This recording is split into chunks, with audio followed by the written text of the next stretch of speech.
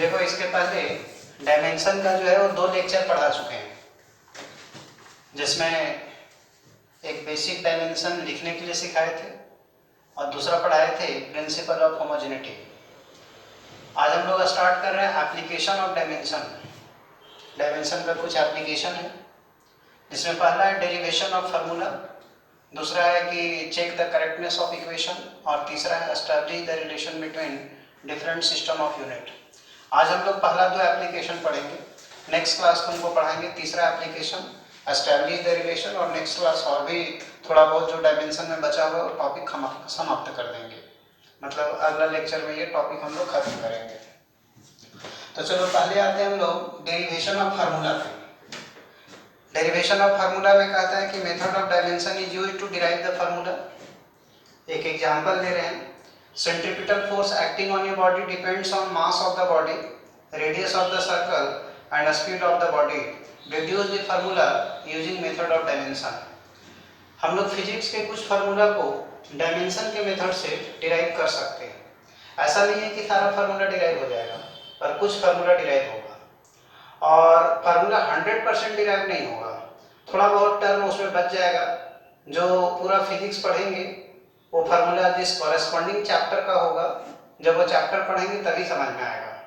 But फिर भी formula के बारे में एक मोटा मोटी अनुमान लगाया जा सकता है कि ये फार्मूला क्या होने वाला है। तो वो डिराइव कैसे होता है? वो डिराइव होने के लिए आप जब क्वेश्चन पढ़ेंगे तो क्वेश्चन में कुछ ऐसा इन्फॉर्मेशन दिया रहेगा कि जिसका फार्मूला डिराइव करना है वो किस किस फिजिकल पैरामीटर्स, किस किस पैरामीटर्स पे डिपेंड कर रहा है या किस किस फिजिकल क्वांटिटी पे डिपेंड कर रहा है। आपको क्वेश्चन में जितना लाइन लिखा होगा वहां से सिर्फ फिजिकल क्वांटिटी ढूंढ के निकालना है। एग्जैक्ट वो क्या होता है उसके बारे में अभी जानने की जरूरत नहीं है, अभी आपको समझ में नहीं आएगा। जैसे इस क्वेश्चन में बोला है सेंट्रीपिटल फोर्स, तो हम ये नहीं जानेंगे कि सेंट्रीपिटल फोर्स क्या होता है, बस हम इतना जानेंगे कि सेंट्रीपिटल फोर्स एक फोर्स है जिसका हमको डायमेंशनल फार्मूला से लेना देना है, ना कि सेंट्रीपिटल फोर्स क्या होता होगा, कहाँ लगता होगा, ये सब के बारे में चर्चा नहीं करना है। एग्जैक्ट उसके बारे में अभी जानकारी नहीं मिलेगा, वो आने वाले चैप्टर्स में मिलेगा। अभी हमको उस फिजिकल क्वांटिटी का सिर्फ डायमेंशनल फार्मूला में दिलचस्पी है। तो क्वेश्चन कह रहा है कि सेंट्रीपिटल फोर्स जो है वो बॉडी के मास पे डिपेंड करता है, स्पीड पे डिपेंड करता है, और जिस सर्कल में घूमता है उसके रेडियस पे डिपेंड करता है। तो जो भी फिजिकल क्वांटिटी है उसका एक सिंबल लेना होगा। जैसे एक टर्म है इसमें फोर्स, तो F, और इसका डायमेंशनल फार्मूला mLT-1। ये मास पे डिपेंड कर रहा है तो इसका डायमेंशनल फार्मूला, रेडियस पे डिपेंड कर रहा है तो इसका डायमेंशनल फार्मूला, और एक बोला है कि ये स्पीड पे डिपेंड कर रहा है तो फिर इसका डायमेंशनल फार्मूला। उसके बाद हम लोग क्या करेंगे कि फोर्स इन सब पे डिपेंड कर रहा है, फोर्स का फार्मूला डिराइव करना है। तो जिसका फार्मूला डिराइव करना है उसको इक्वेशन में लेफ्ट साइड में रखेंगे। ये जिस पे डिपेंड कर रहा है उसको ऑर्डर में, जैसे हम यहाँ नोट्स में लिखे वैसे यहाँ भी लिख देते हैं। तो वो मास पे, स्पीड पे और रेडियस पे ऐसा क्वेश्चन में बोला गया है, तो हम लोग इसको लिख देंगे। अब ये तो नहीं बोला है कि कौन सा फिजिकल क्वांटिटी न्यूमेरेटर में है, कौन सा फिजिकल क्वांटिटी डिनोमिनेटर में है। डिपेंड कर रहा है, तो ये भी नहीं बताया है कि किस फिजिकल क्वांटिटी का पावर क्या है। इसका ये मतलब हुआ यहाँ ए बी सी ऐसा कुछ लिख सकते हैं, यहाँ पे पावर में हम लोग कुछ ए बी सी बैठा देंगे इस तरीके से। उसके बाद क्या करेंगे, ये साइन हटा करके कांस्टेंट लगा देंगे ऐसा, और ये कांस्टेंट जो है इसको इक्वेशन 1 मानेंगे। ये कांस्टेंट डायमेंशन लेस कांस्टेंट होगा, इसका कोई डायमेंशन नहीं होता है, ये डायमेंशन लेस कांस्टेंट यहाँ पे लिया जाता है। तो अभी तक क्या किए कि जिस फिजिकल क्वांटिटी का फार्मूला डिराइव करना है उसको इक्वेशन में लेफ्ट साइड रखेंगे, वो जिस फिजिकल पैरामीटर्स पे डिपेंड करेगा उसको राइट हैंड साइड में रखेंगे, और पावर अपने मन से एबीसी एज्यूम कर लेंगे। ये प्रोपोर्शनलिटी साइन हटाएंगे तो कांस्टेंट इंट्रोड्यूस करेंगे, तो यहाँ पे एक कांस्टेंट इंट्रोड्यूस किए हम लोग। उसके बाद हम लोग क्या करेंगे कि इक्वेशन में दोनों साइड में जो फिजिकल क्वांटिटी इन्वॉल्व हुआ है उसका प्रॉपर डायमेंशनल फार्मूला लिख देंगे। जैसे फोर्स का डायमेंशनल फार्मूला होता है mLT-2, के का कुछ नहीं, मास का तो वही रहेगा, और वेलोसिटी का लिखेंगे LT-1 का पावर b, और r रेडियस है, एक तरह का लेंथ है, उसका पावर c। मास का, स्पीड का, रेडियस का, सबका डायमेंशनल फार्मूला बैठा दिए। एक्सपोनेंट सॉल्व करने के मेथड से इसको सॉल्व कर दीजिए। l यहाँ भी है, यहाँ भी है, यहाँ l to the power b है, यहाँ l to the power c है, बेस सेम है तो पावर ऐड होता है, और t to the power minus b है। ये हो गया आपका ml to the power minus 2। यहाँ पावर 1, यहाँ भी पावर 1, तो सॉल्व कीजिए। a is equal to 1। दोनों साइड में पावर कंपेयर करना है। इस साइड मास, इस साइड का मास का पावर इक्वेट कर दीजिए। इस साइड लेंथ 1 है और उस साइड में b प्लस c है, तो that is equal to 1, and minus b is equal to minus 2, minus cancel out, तो b is equal to 2। b का वैल्यू यहाँ सब्स्टिट्यूट कर दीजिए, तो 2 plus c is equal to 1, यहाँ से c आ गया, ये माइनस 1 आ जाएगा। अब ए बी सी का वैल्यू जो निकला है उसको वापस इक्वेशन 1 में पुट कर दीजिए यहाँ पे, तो वापस पुट कर देंगे तो ए इज इक्वल टू के एम का पावर ए कितना निकाले हैं 1, बी का वैल्यू 2, और ये माइनस 1, तो ये हो जाएगा आपका के एम बी स्क्वायर, माइनस है नीचे आके प्लस हो जाएगा, तो ये हो जाएगा k m v square by r. ये जो है इसका आंसर हो जाएगा। कोई बोलेगा फिर के क्या होगा?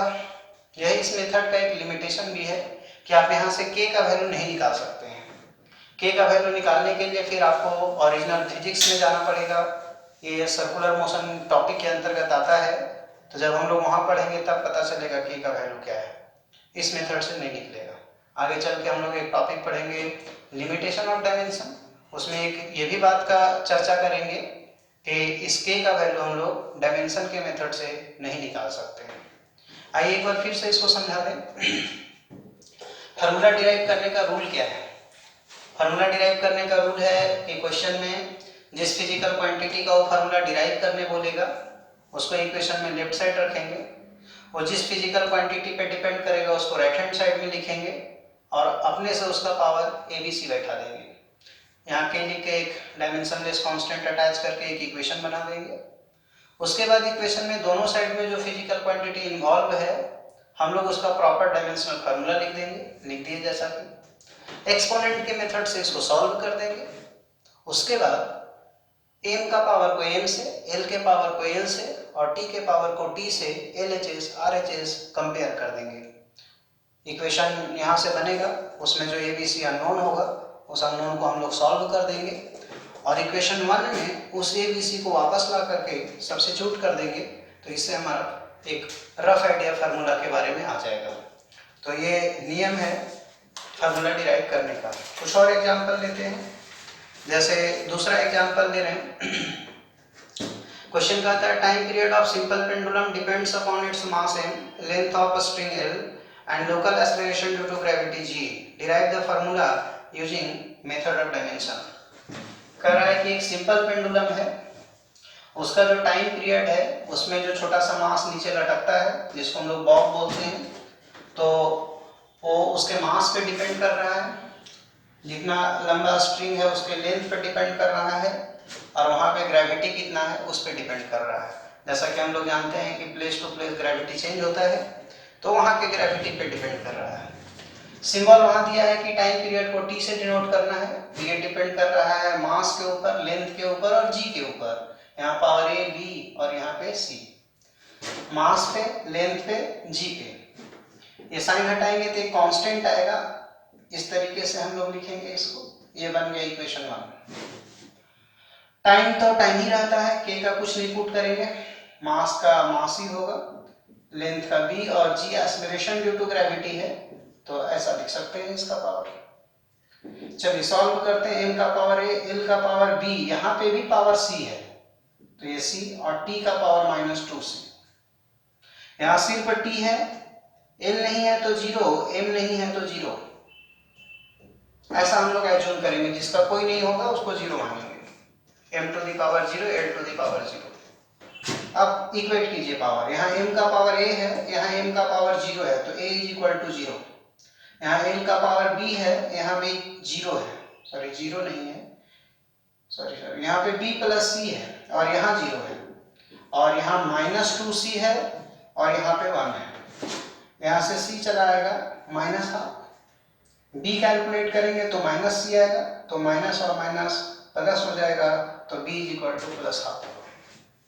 अब इक्वेशन 1 में वापस चलिए, t इज इक्वल टू के, यहाँ 0, यहाँ हाफ आया और ये आया minus half. Anything to the power 0 1 होता है, तो ऊपर में पावर माइनस है, इसको नीचे ले आइए। अब ये होगा k root under L by g, root 1/2 का पावर मतलब रूट होता है ऐसा। यहाँ भी k नहीं निकलेगा, ओरिजिनल फिजिक्स पढ़ेंगे सर ये ऑसिलेशन नाम के चैप्टर में, ये k का वैल्यू 2 पाई आता है, और अभी नहीं जानते हैं तो अभी हम लोग ऐसे ही लिखेंगे, t बराबर k root under L by G. यदि ये वैल्यू पुट कर देते तो ये आ जाता 2 pi root under L by G, ऐसा होता है। तीसरा क्वेश्चन देखिए, क्वेश्चन कहता है wavelength of matter wave depends on mass of particle, its speed and Planck's constant, derive the formula using method of dimension. जैसे इसमें जो टर्म यूज हो रहा है कि मैटर वेव, आपके लिए कंप्लीट नया शब्द है, आप नहीं जानते हैं, तो आपको इतना चिंतित होने की आवश्यकता नहीं है कि मैटर वेव क्या होता होगा। वैसे 11th में केमिस्ट्री में, 12th में फिजिक्स में भी बताया जाएगा, पर अभी उसके बारे में सोचने की जरूरत नहीं है, बस मैटर वेव कोई वेव होता होगा। तो एक वेव है, कह रहा है कि उसका जो वेवलेंथ है वो डिपेंड कर रहा है मास के ऊपर, स्पीड के ऊपर और प्लैंक्स कांस्टेंट के ऊपर, बस इससे मतलब है, हम लोग उसके डिटेल में नहीं जाएंगे। तो वेवलेंथ जो है, वेवलेंथ को लिखा है क्वेश्चन में लैम्डा से डिनोट करना है, ये डिपेंड कर रहा है मास के ऊपर, स्पीड के ऊपर, और एक और बोला है कि ये प्लैंक्स कांस्टेंट के ऊपर भी डिपेंड कर रहा है। पहले h लिखे हैं सॉल्यूशन में, तो h के ऊपर, m के ऊपर और v के ऊपर। h बताए थे पिछला दिन प्लैंक्स कांस्टेंट क्या होता है, तो ये तीनों पे डिपेंड कर रहा है। तो यहाँ पे पावर a, यहाँ पे b और यहाँ पे power c। Wavelength of matter wave depends on Planck's constant, particle mass and its speed. तो ये टर्म यहाँ बैठा था, ये साइन हटाएंगे तो कांस्टेंट आएगा, इस तरीके से हम लोग लिखेंगे इसको। तो ये इक्वेशन 1 बताए थे कि के डायमेंशनलेस कांस्टेंट है, तो इसके बारे में कुछ ज़्यादा सोचना नहीं है।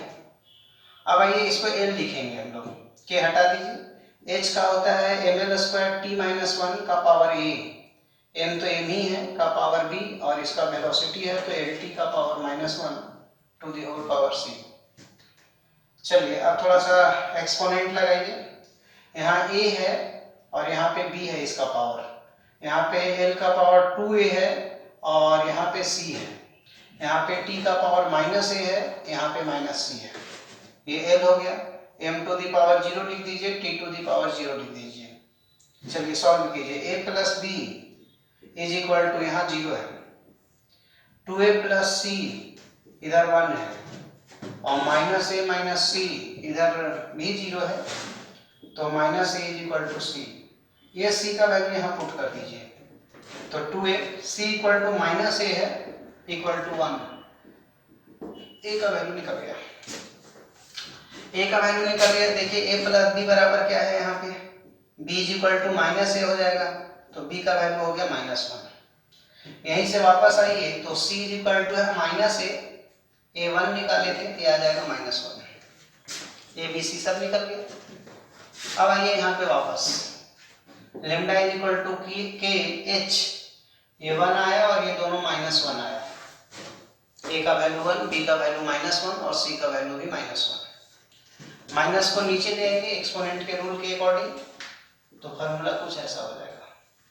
इसमें k का वैल्यू जब ओरिजिनल फिजिक्स पढ़िएगा या केमिस्ट्री पढ़िएगा तो ये 1 आता है, ये फार्मूला फिजिक्स केमिस्ट्री दोनों में है, पर अभी आपको जानने की जरूरत नहीं है। सिंपल समझिए कि लैम्डा बराबर हमारा जो फार्मूला आया वो आया kh/mv। नेक्स्ट एक और क्वेश्चन बता रहे हैं, आप लोग को एक शीट भेजे होंगे एक असाइनमेंट का, उसमें ये 51 नंबर सवाल है। वैसे हम यहाँ क्वेश्चन भी पूरा लिख दिए हैं, आप लोग वो शीट से थोड़ा बहुत क्वेश्चन भी बना सकते हैं। क्वेश्चन नंबर 51 है शीट का, वैसे यहाँ क्वेश्चन लिखा हुआ है। क्वेश्चन कह रहा है कि v, t, rho and lambda denote a speed, surface tension, mass, density respectively. In an experiment, v depends on t, rho and lambda respectively. The value of v is proportional to. कह रहा है कि कहीं पे v है, t है, रो है, lambda है, यह स्पीड है, ये सरफेस टेंशन है, ये मास डेंसिटी है, मतलब सिंपली डेंसिटी आप जिसको बोलते हैं, और ये वेवलेंथ है। तो v का फॉर्मूला डिराइव करना है। यहाँ पे एक नया टर्म आया है सरफेस टेंशन, पहले इसको समझ लेते हैं, वहां पे क्वेश्चन में नहीं लिखा हुआ है। सरफेस टेंशन डिफाइंड होता है फोर्स डिवाइडेड बाय लेंथ, इसको बोलते हैं फोर्स बाय लेंथ। तो फोर्स का आप जानते हैं कि डायमेंशनल फार्मूला होता है mlt-2 और लेंथ का l, तो ये आ जाएगा आपका mt-2, ये टी काट करके थोड़ा बहादुरी नहीं दिखाना है, ये अलग टर्म है, ये सरफेस टेंशन है। अब देखिए इसमें फार्मूला डिराइव करना है v का, तो जिसका फार्मूला डिराइव करना है उसको लेफ्ट साइड रखेंगे, और ये जिस पे भी डिपेंड कर रहा है उसको राइट साइड। यहाँ पे जैसे ऑर्डर में अरेंज किए हूँ, यहाँ पे हम पहले रो लिए हैं, तो रो लेमडा टी, आप किसी को भी आगे पीछे दे सकते हैं, पर हम यहाँ अलग सॉल्व कर दें और सीट में अलग होगा तो किसी को कैलकुलेशन थोड़ा उतना अच्छा नहीं होगा तो उसको दिक्कत होगा, इसलिए हम यहाँ से मिला के लिख देते हैं।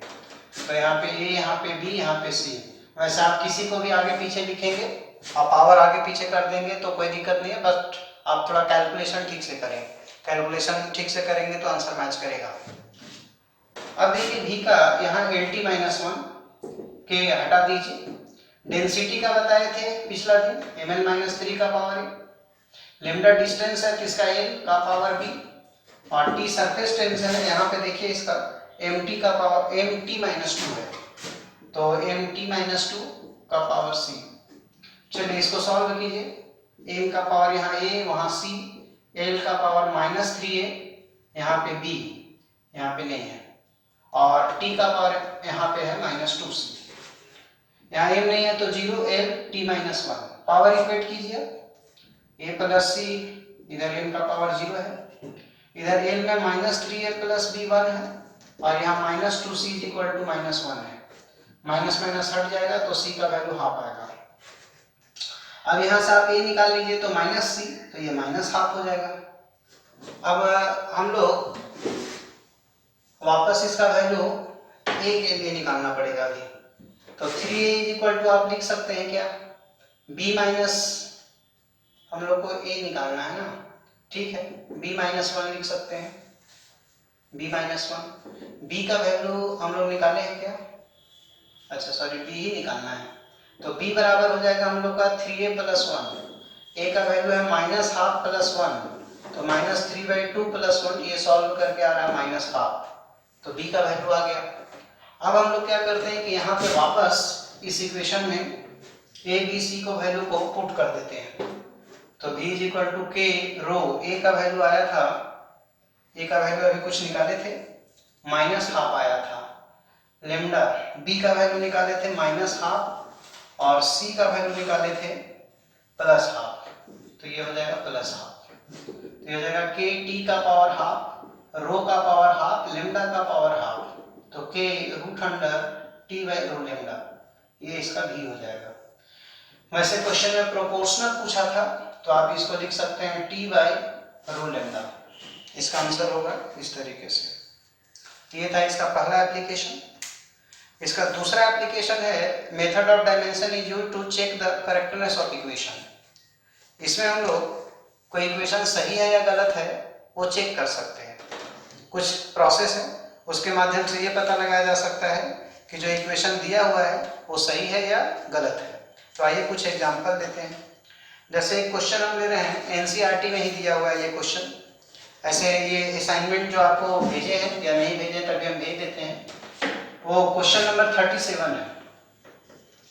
तो क्वेश्चन नंबर 37 में दिया हुआ है कि एक बॉडी है जिसका मास m है, वो v स्पीड से जा रहा है और उसका काइनेटिक एनर्जी का कुछ फार्मूला दिया हुआ है, तो बताना है कि कौन कौन सा फार्मूला सही है और कौन कौन सा फार्मूला गलत है। जैसे पहला फार्मूला लिखा हुआ है m²v³, ये क्वेश्चन नंबर 37 का ये बता रहे हैं। तो हम लोग LHS और RHS चेक कर लेते हैं। LHS k है, k काइनेटिक एनर्जी का बताए थे, ऐसा कुछ होता है ml²t-2। RHS लीजिए, इसका m²v³, m² v का LT-1 का पावर 3, तो ये हो जाएगा आपका m² l³ t-3।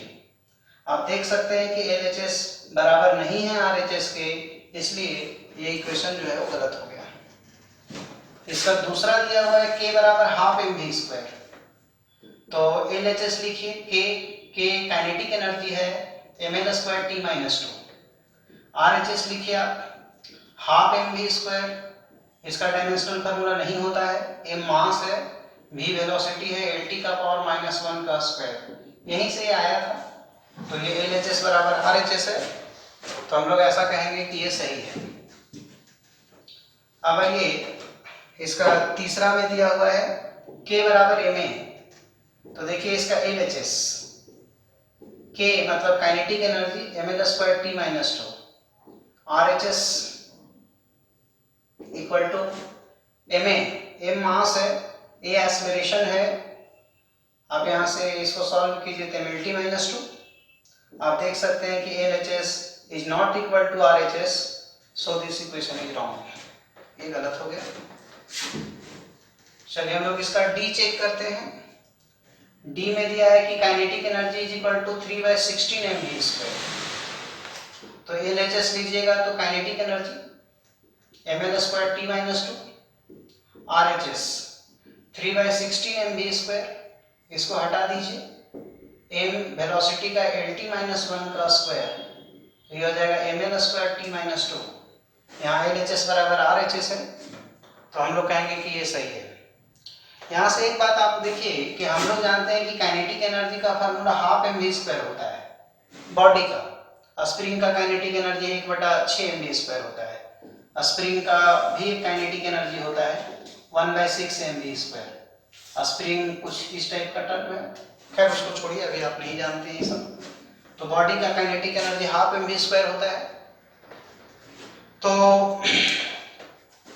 ये फार्मूला होता है, ये लिखा हुआ था, दोनों सही हो गया। इसका ये मतलब हुआ कि जो फार्मूला डायमेंशनली सही होगा वो फिजिक्स में सही होगा, ऐसा जरूरी नहीं है। तो ये भी डायमेंशन का एक लिमिटेशन होगा कि जो फार्मूला डायमेंशनली करेक्ट होगा वो फिजिक्स में करेक्ट होगा, ऐसा जरूरी नहीं है। लेकिन जो फिजिक्स डायमेंशन में जो गलत होगा वो फिजिक्स में गलत होगा, ऐसा हमेशा होगा। ऐसा क्यों हो रहा है कि जो फार्मूला डायमेंशनली करेक्ट है वो हमेशा फिजिक्स में करेक्ट नहीं हो रहा है? ऐसा इसलिए कि नंबर का कोई डायमेंशन नहीं होता है, नंबर हम कुछ भी बैठा दें तो उसका कोई इंपॉर्टेंस नहीं है डायमेंशन चेक करने में, इसीलिए ऐसा हो रहा है। तो जो फार्मूला डायमेंशनली करेक्ट है इट मे बी कि फिजिक्स में सही हो और फिजिक्स में सही नहीं हो, तो डायमेंशनली करेक्ट इक्वेशन में और may not be correct in physics, ये एक लिमिटेशन है डायमेंशन का। इसमें एक और इक्वेशन दिया हुआ है ई में, लास्ट इक्वेशन इसका दिया हुआ है कि kinetic energy is equal to half mv² plus ma। जब का एडिशन सब्ट्रैक्शन दिया होगा तो उसको पहले एडिशन चेक कीजिए, तो चेक कीजिए एडिशन, ये है half mv² plus ma, half का नहीं होता है, मास वेलोसिटी का lt-1, मास और एक्सेलरेशन का lt-2, तो ये बन जाएगा आपका ml²t-2, ये बन जाएगा आपका mlt-2। आप देख रहे हैं कि ये और ये सेम नहीं है, और हम प्रिंसिपल ऑफ होमोजेनिटी में पढ़ाए थे कि जो दो टर्म को हम लोग ऐड करते हैं यदि उनका डायमेंशन सेम नहीं होगा तो फार्मूला गलत होता है। वैसे भी ये काइनेटिक एनर्जी है और ये फोर्स है, तो काइनेटिक एनर्जी और फोर्स को हम लोग आपस में ऐड नहीं कर सकते हैं, तो डिफरेंट डायमेंशन वाला को ऐड करने का अधिकार संविधान में नहीं है, तो हम लोग कहेंगे कि ये फार्मूला गलत है, क्योंकि जो टर्म दो एडिशन में शामिल है उनका डायमेंशन सेम नहीं है।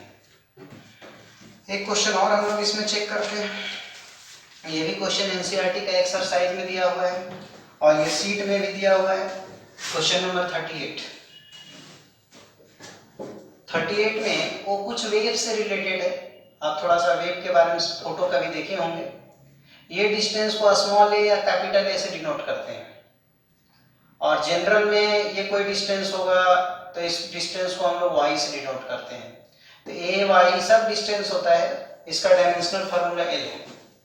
क्वेश्चन में लिखता है कि कुछ प्रिंटिंग एरर्स हो गया है, और प्रिंटिंग एरर के कारण जो फार्मूला लिखा गया है किताब में वो कुछ ऐसा है, जैसे पहला इक्वेशन लिखा हुआ है कि y इज इक्वल टू है a sin 2πt/t, तो बताना है कि ये सही है या गलत है, डायमेंशन के बेसिस पे इसको चेक करना है। Rule out the following equation on the basis of dimension, ऐसा इसका क्वेश्चन है, मतलब कि डायमेंशन के आधार पे जो गलत है उसको बताना है। तो देखते हैं कौन सही है कौन गलत है। आइए LHS देखते हैं, LHS y, तो y का l हो गया। अब आइए RHS, RHS में है a sin 2 pi t/t, sine cos का नहीं होता है बताए थे, a भी एक लेंथ होता है अभी बताए थे, तो l। पर इतना ही से काम नहीं चलेगा, इसका थोड़ा सा एंगल भी चेक करना पड़ता है। तो एंगल में जो है वो 2 पाई t/t, ये कट जाएगा, हट जाएगा एक तरह से, छोटा t बाई बड़ा t। ये दोनों टाइमिंग होता है, एक फिक्स टाइम होता है और एक टाइम जो बदलता है। फिक्स टाइम होता है जैसे कि अर्थ जो है सो सन के राउंड रिवॉल्व करता है, 365 डेज फिक्स है, लेकिन आप सुबह उठते हैं तो किसी दिन 6 बजे, किसी दिन 5 बजे, किसी दिन 8 बजे, ये फिक्स नहीं है। तो ये वेरिएबल टाइम है। वेरिएबल टाइम को छोटा टी से डिनोट करते हैं और जो फिक्स टाइम होता है उसको कैपिटल टी से डिनोट करते हैं। तो दोनों टाइम ही है, डायमेंशन दोनों का सेम होगा, ये कट जाएगा, तो m0 l0 t0। एंगल जो है वो डायमेंशन लेस आना चाहिए हमेशा। तो अभी देखिए हम लोग एंगल चेक किए और एंगल जो है वो डायमेंशन लेस आ गया और LHS = RHS भी आ गया यहाँ पे। तो हम लोग कहेंगे कि ये इक्वेशन पूरी तरह से सही है, LHS बराबर RHS है और एंगल डायमेंशन लेस है। ट्रिगोनोमेट्री में हमेशा एंगल चेक करेंगे, इसका मतलब हुआ कि ये इक्वेशन सही है। दूसरा इक्वेशन जो इसका है वो है a sin vt दिया हुआ है, स्मॉल a कैपिटल एक ही बात होता है। तो LHS चेक कीजिए, LHS y है, y बराबर l। RHS चेक कीजिए इसका, RHS है a sin vt, sine cos का कुछ नहीं होता है, तो ये a का l, ऐसा। LHS बराबर RHS है, लेकिन हम बताएं कि ट्रिगोनोमेट्री में एंगल चेक करना जरूरी है। तो एंगल बराबर v × t, v वेलोसिटी है तो lt-1 और t टाइम है तो t रख देते हैं, ये कैंसिल होके l आ जाएगा। देखिए यहाँ LHS बराबर RHS है, ये LHS और ये RHS मैच कर रहा है, पर एंगल डायमेंशन लेस नहीं आया। इसका मतलब हुआ कि ये इक्वेशन गलत है, एंगल का डायमेंशन लेस आना जरूरी है। तो LHS बराबर RHS भी आ गया और यदि एंगल डायमेंशन लेस नहीं है तो हम लोग ये कहेंगे कि वो इक्वेशन जो है वो गलत दिया हुआ है, वो गलत इक्वेशन है, ऐसा। इसका तीसरा इक्वेशन चेक करते हैं। तीसरा में दिया है y बराबर a/t sin t/a। चलिए LHS चेक कीजिए, y का l होता है। RHS चेक कीजिए, a/t sin t/a, तो a/t मतलब l/t और sin cos का नहीं होता है, तो ये lt-1। यहाँ LHS और RHS बराबर नहीं हो रहा है, तो हम लोग यही कह देंगे कि ये इक्वेशन गलत है, लेकिन फिर भी एंगल चेक कर लेंगे, वैसे जरूरत तो है नहीं। तो ये t/l हो गया, तो l-1t, ये यहाँ भी गलत है। तो LHS बराबर RHS नहीं है और एंगल भी डायमेंशन लेस नहीं है, मतलब ये हर तरीके से गलत है। इसका चौथा इक्वेशन जो है y बराबर ऐसा लिखा हुआ है a/√2 sin 2 पाई t/t plus cos 2। Fourth equation इसका चेक कीजिए, LHS = होगा y बराबर l। थोड़ा एंगल चेक कर लीजिए, एंगल है 2 पाई t/t, ये कट जाएगा t/t, तो t/t, तो ये कट गया, एंगल पास हो गया एग्जाम में। अब आइए पूरा RHS चेक करते हैं। RHS है a/√2 sin 2 पाई t/t प्लस cos 2 पाई t/t, ऐसा। तो देखिए नंबर का नहीं होता है तो √2 हटा दीजिए, साइन कॉस का कुछ नहीं होता है तो 1 + 1 वो भी 1 हो जाएगा और l, साइन कॉस पूरा हटा दिए, 1 लिख दिए। 1 + 1 डायमेंशन में 1 ही होता है बताए थे, इसमें कोई मतलब नहीं है, नंबर है, नंबर का कोई डायमेंशन लेते नहीं है। तो यहाँ पे LHS बराबर RHS आ गया और एंगल डायमेंशन लेस आ गया, इसका मतलब कि ये सही है। तो ये दो एप्लीकेशन आज बताए हैं, नेक्स्ट क्लास में इसका जो बचा हुआ टॉपिक है थर्ड एप्लीकेशन के साथ उसको खत्म कर देंगे। तो आज का लेक्चर यहीं समाप्त।